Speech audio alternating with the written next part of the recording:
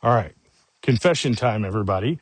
I'm a grown man, and sometimes I can't even do the dishes unless I get a treat for doing the chore.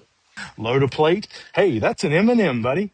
That pot with the dried spaghetti sauce and noodles. Ugh, that's a 3 M&M job, my friend. I have a master's degree in how brains work.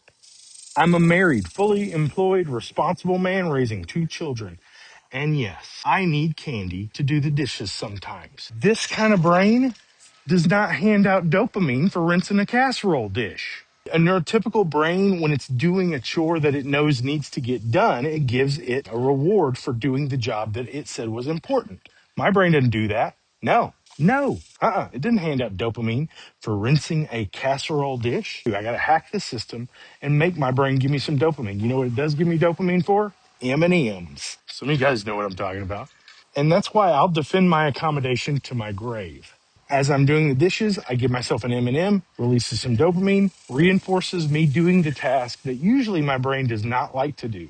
Yep, a neurodivergent brain needs dopamine to start tasks just like any other brain does. There's nothing different about that. The difference is what our brains give us dopamine for. So as the day goes on and it gets harder and harder to initiate those tasks, it's because you're running low on dopamine. When you're running low on dopamine, what does your nervous system do? It grabs the fastest hit of interest it can find. Your phone, the snack, the tab you've already got open. And it's not because you're lazy, because in that moment, it's the closest thing on the shelf, and the fast stuff never fills you back up.